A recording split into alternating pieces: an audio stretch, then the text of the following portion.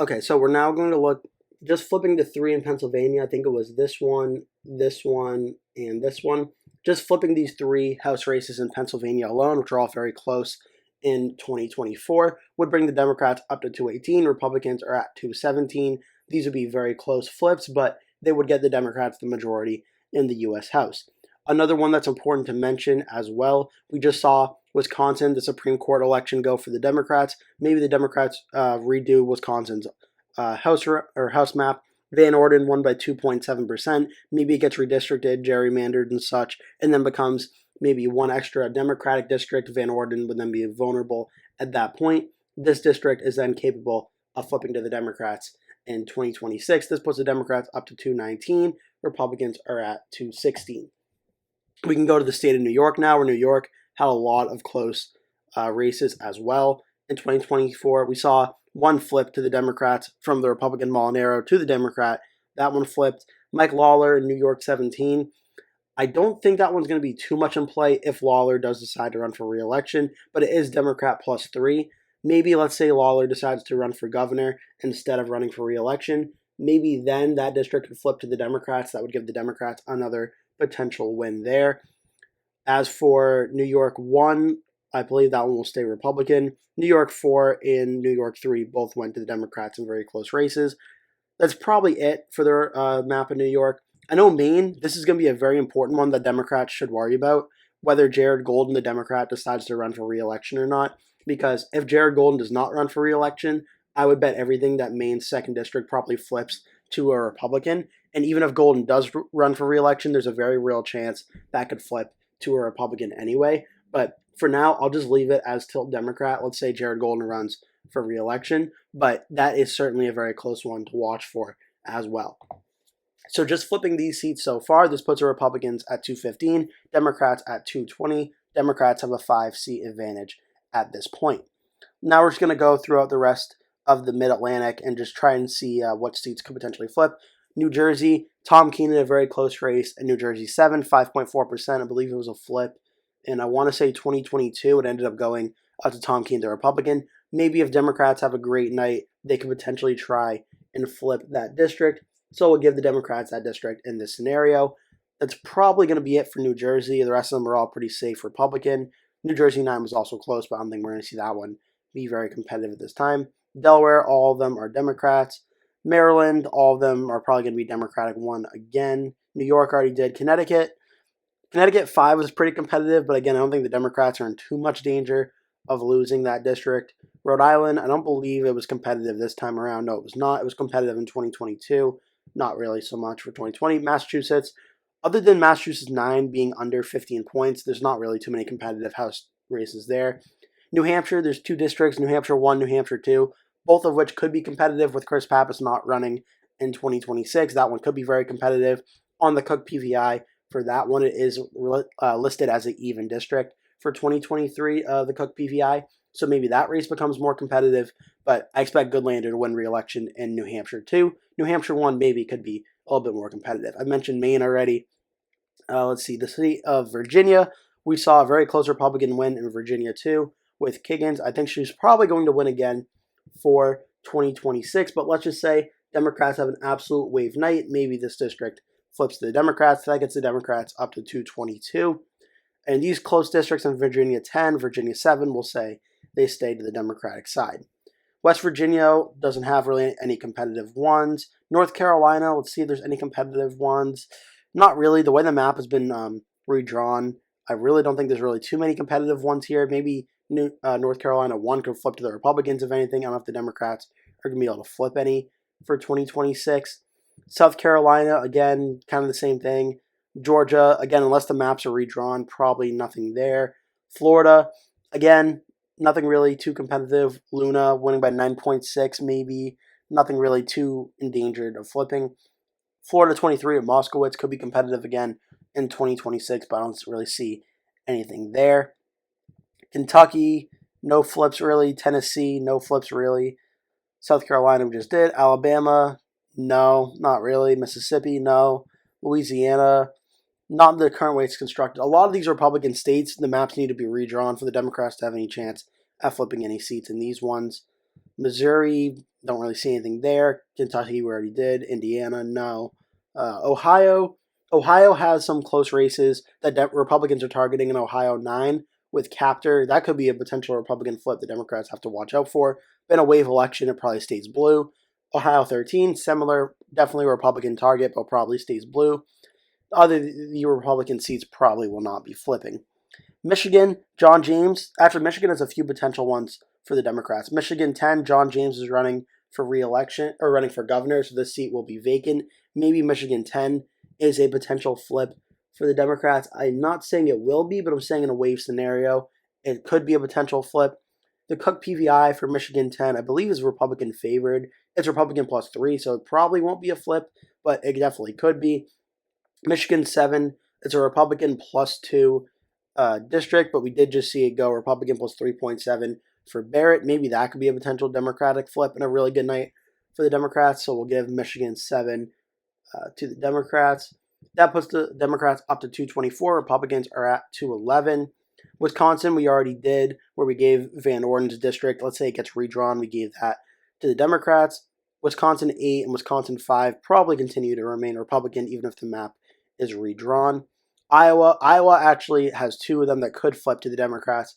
Iowa 1 with Miller Meeks, honestly, is probably the most easy flip for the Democrats, I would say, in 2026. We just saw it go very, very closely in 2024 for Miller Meeks by less than 0.2%. That could be a flip. Iowa 3 with Zach Nunn, 3.8%. I would say that could be in consideration for a flip as well. So far, just in the eastern part of the country that we've done so far, the Republicans now have 209, Democrats have 226.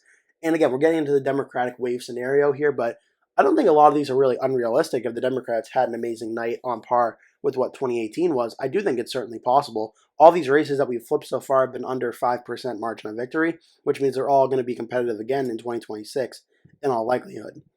Minnesota, again, unless it's redrawn, I think everything probably stays the way it is. And Missouri, we're already good. North Dakota won't flip. South Dakota won't flip. Nebraska, this is actually maybe the other most obvious potential flip for a Democratic wave year in 2026. Don Bacon in Nebraska, too. Only a 1.9% win. If Dan Osborne decides to run for this district, I think it is very, very possible that is a Democratic flip. And obviously, honestly, probably one of the most obvious flips for 26. Kansas, I think it's pretty much good there unless the map is redrawn. Oklahoma, same thing. Wow, this is 100. Oh, that was unopposed. Okay. All right, that makes sense. Probably good there. Texas has a lot of potential seats that maybe if redrawn could be competitive, but Texas 34 maybe be competitive again.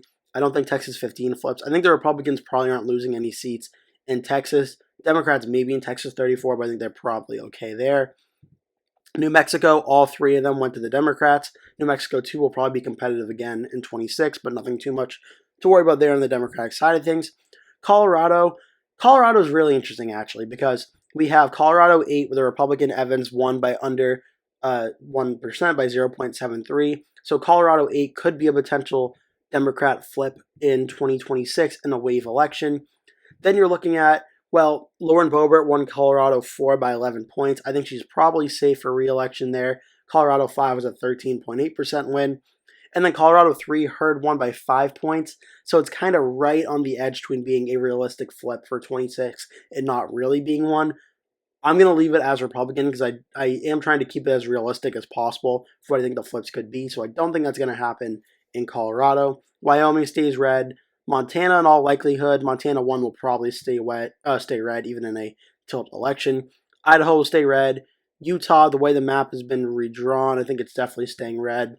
Arizona, there's some potential for Democrats here. Arizona 6 was a 2.5% win for the Republican Cisco Manny, and Arizona 1 was a 3.8% win for the Republican Schweikert.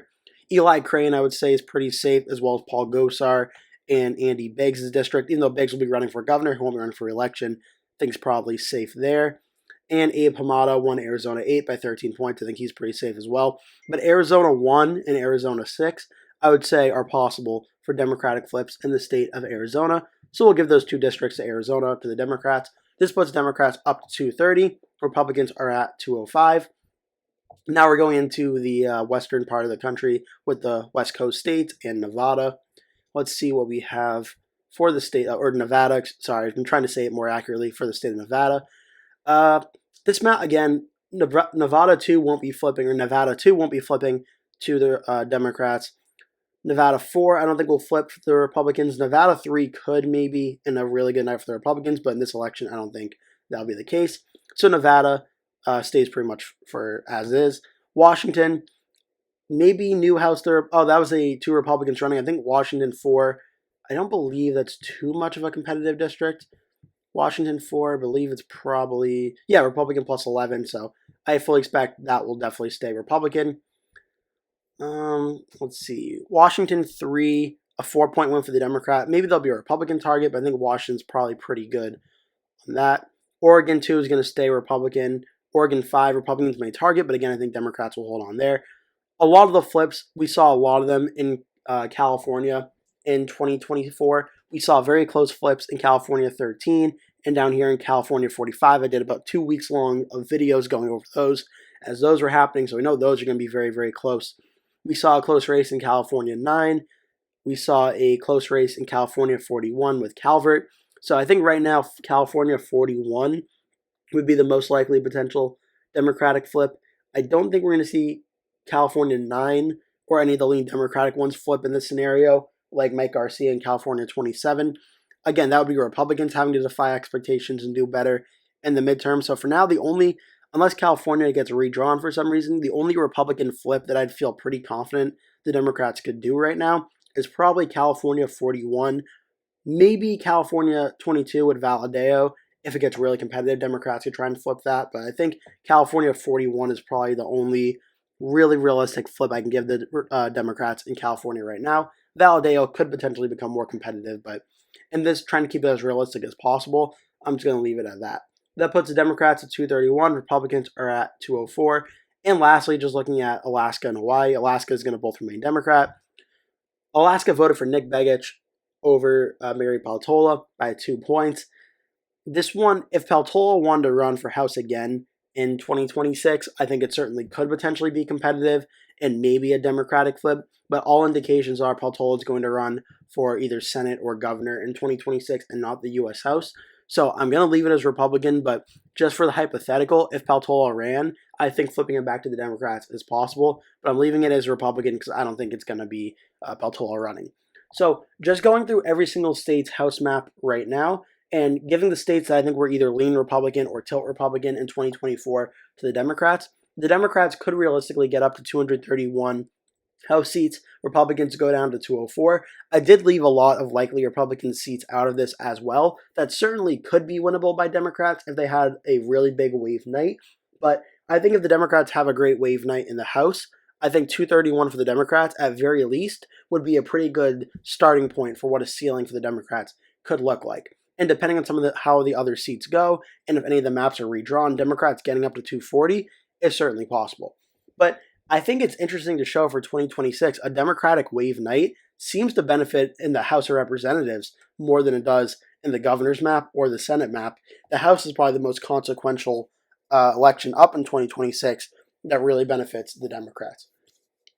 I hope you enjoyed this video. This is definitely a longer one for the podcast. This is podcast episode 3 now. I hope you're enjoying this series. If you do, make sure to leave a like and a comment below. Tell me your thoughts about this, if you enjoy it, and what maybe future topics you'd like to hear about in the future. Make sure to click subscribe. So I'm posting at least 2 new videos every day, sometimes 3 videos a day. So if you want to come back and check those out, I'd really appreciate it. Again, thank you so much for watching and hope to see you in the next video.